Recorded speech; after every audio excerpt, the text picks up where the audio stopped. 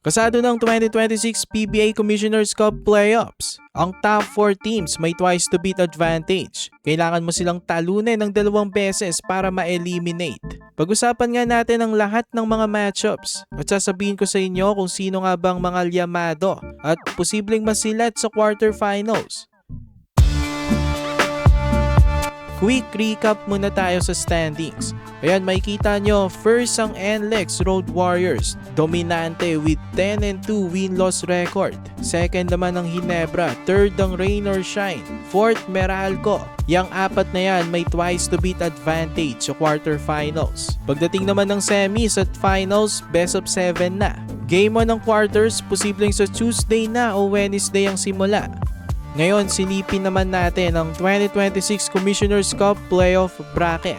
Ayan, makikita nyo makakalaban ng top seeded na NLEX Road Warriors, ang 8th seed na TNT Tropang 5G. The second seed na Barangay Ginebra versus 7th seed na Phoenix Super LPG Fuel Masters. Third naman na Rain or Shine na Elasto Painters kontra sa San Miguel Beermen. At 4th seed na Meralco Bolts laban sa 5th seed na Magnolia Hotshots. Unahin natin ang tapatan ng top seeded na NLEX Road Warriors versus 8th seed na defending champions na TNT Tropang 5G. NLEX is the best team this conference. Balance scoring, good defense at napakaganda ng chemistry nila. Si Robert Bolick at ang kanilang import na si Caddy Lane ay nagdi-deliver consistently. May depth din itong team na to.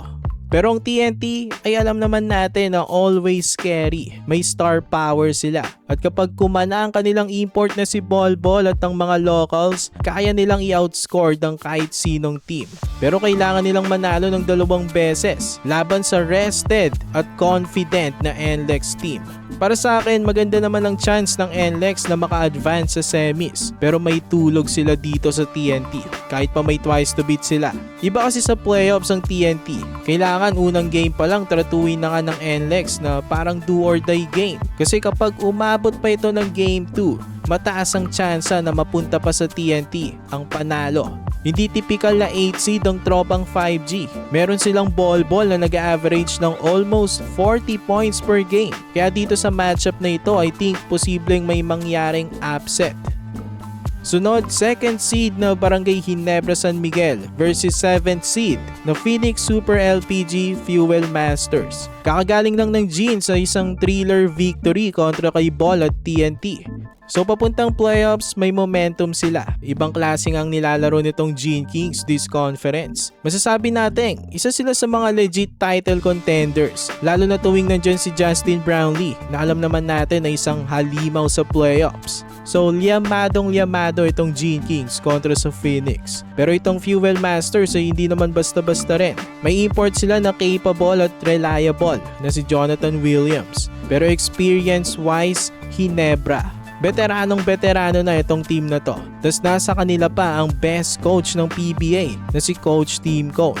Sumunod, 3rd seed na Rain or Shine Elasto Painters versus 6th seed na San Miguel Beermen. Itong Rain or Shine, nakala natin hindi na matatalo ng Elims. Pero nagtatatalo na sila sa dulo. Pero still, excellent elimination round pa rin naman para sa kanila.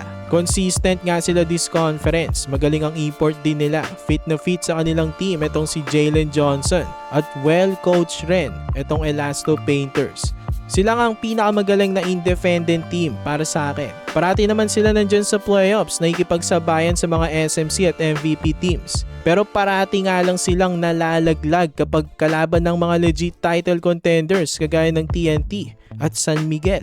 SMB nga ang makakalaban ulit ng Ross. May championship DNA, star-studded na roster, may 9-time MVP na si Junmar Fajardo at may magaling na import na si Benny Boatwright. Itong team nga na ito ay hindi biro talaga. Kahit may twice to beat advantage ang Ross, I think hindi sila komportable kalaban nitong Beermen. Alam natin kaya lang naman ito naging 6 ang San Miguel kasi hindi nag-fit ang kanilang mga naunang imports. Ngayon na meron na silang Benny Boatwright na dating nagbigay ng title sa kanila, delikado kung titignan itong SMB. Ito rin yung isa pang series na posibleng matalo yung higher seeded na team.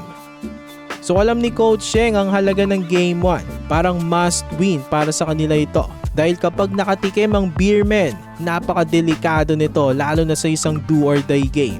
So game 1, mahalaga may close out na ng Elasto Painters. Para sa akin 50-50 ito. Slight favorites ang Rain or Shine kasi syempre may twice to beat. Pero hindi sila nakakasiguro, may tulog sila dito sa SMB. I think itong pinakamaganda at pinaka-exciting na matchup sa quarterfinals. At huli, 4th seed na Meralco Bolts versus 5th seed na Magnolia Hotshots. Labanan rin ng dalawang powerhouse teams. Parehong magandang nilalaro nitong Magnolia at Meralco recently. Parehas may momentum patungong playoffs. Kaya exciting rin ang matchup na ito. Ang Meralco, isa sa may pinakamalalim na roster. Tas may malakas na import na si Marvin Jones. At well-coached rin. Ang Magnolia naman malalim-lalim rin at magaling ang kanilang import rin na si Clint Chapman. I think magiging close ang matchup na to. Ito yung pinaka-close na series para sa akin. Kaya lang dahil ang Bolts ang may twice to beat advantage, sila ang inaasahang uusad. Pero itong Hotshots ay hindi magiging madaling kalaban.